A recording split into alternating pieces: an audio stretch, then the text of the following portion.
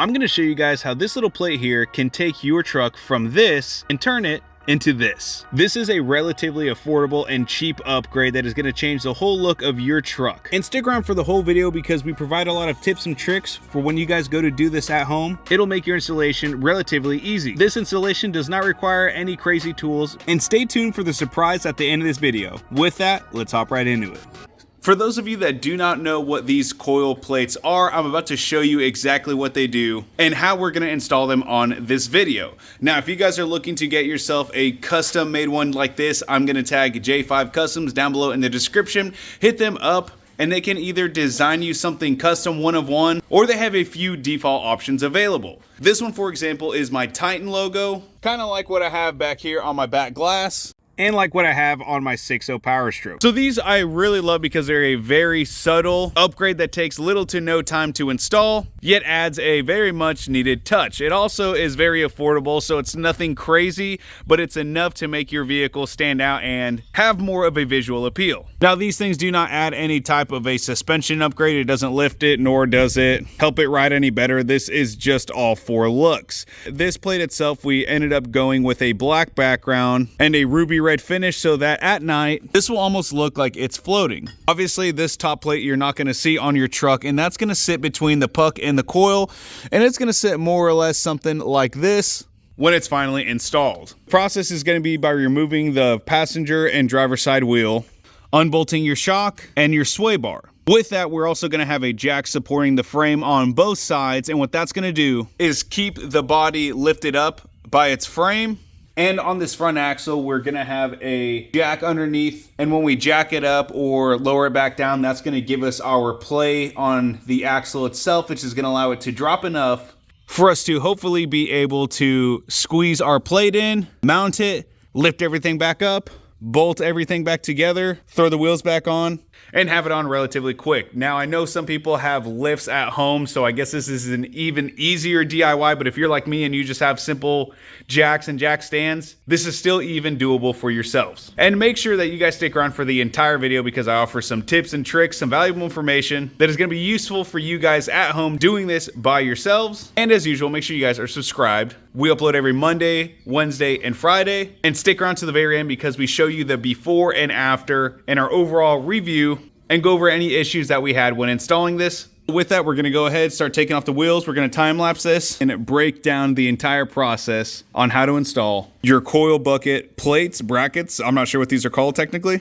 on your 6.7 Power Stroke. So what we did here is because my jack stands cannot reach my frame, I am sending it on the 4-link here to keep the frame held up. And instead of doing both sides at the same time to keep the axle from moving left or right, I'm jacking up the right side, which then I'll release the pressure to put weight on the axle, remove the wheel, and then that'll allow me to get down in here and start taking off the shock and the sway bar link, which is just 3 bolts total. One tip I do want to give is you're going to have to jack this truck up a very good amount because the way you got to think about it is the frame is being held up and the axles are kind of floating. So when you jack up or lower the axle, that's how you're going to actually be able to remove the coil. So I started by removing the shock itself because that's going to hold the axle to the body.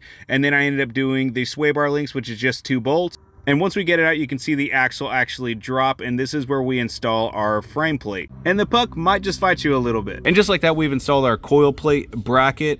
I'm sure you guys were able to see how we jacked it up, dropped the axle, unbolted these 2 bolts here, 1 single bolt on the shock, and you get a little pry bar here and just pop this puck off. This slides in between the puck and the neck of the coil bucket.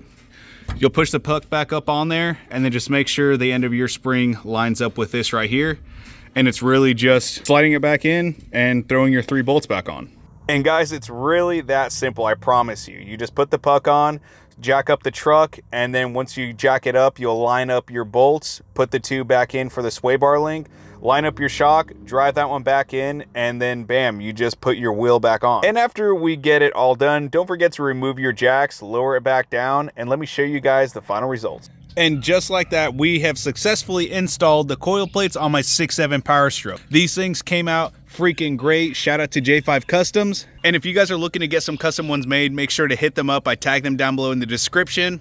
just know you guys are supporting a local American business. This is a very great company that has high values and morals. They make sure they give you a solid product, a very fast turnaround time, and plus you're supporting a small business. So make sure you guys hit them up before you consider any of these big businesses that are gonna wait 8 weeks to turn around something like this to you. Now, I know you guys are probably wondering, George, what was the hardest part on this entire thing? What did I think?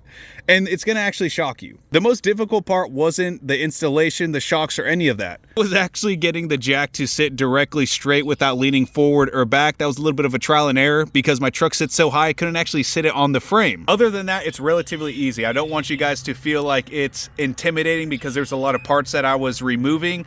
It was literally 6 bolts in total, a jack, some simple sockets, and a jack stand. This is definitely something that you guys can do at home and save yourself some money, plus have the skills and knowledge on how to do this and just say, hey, I put those parts on there my own. And also the surprise that I was wanting to show you guys is on the 6.0 sitting just right over here. You know that we had to throw something on the 6.0 as well, and J5 Customs delivered whenever they made us this custom King Ranch logo. We opted for the black background so that it looks like it's floating, so that is pretty nice. I love how it looks. And if you guys are looking for the DIY on how to do this, I have that tagged down below in the description as well. I did a TikTok forum for people to find that how-to on TikTok, and then also one for YouTube, so you can find it in 2 different places. Now, there are a few different steps on the 6.0 versus my 6.7, but they're relatively similar to install and both simple. I want you guys to let me know which one's your favorite, the 6.0's overlays or the 6.7's. I really like the 6.7 because it's a little bit smaller and it's just very clean, but I also love the 6.0 just because King Ranch, dude. But with that, guys, we're gonna close out this video. I greatly appreciate you guys for watching. As usual, make sure you guys like and subscribe. And if you've made it this far in the video, comment down below finish so I know you made it to the end. And if you guys have any questions, make sure to drop those comments down below and we're gonna answer them as best we can. Thank you guys so much for watching. We'll see you guys on the next one. And I hope this video was very informational for those of you guys doing it at home. We'll see you guys on the next one.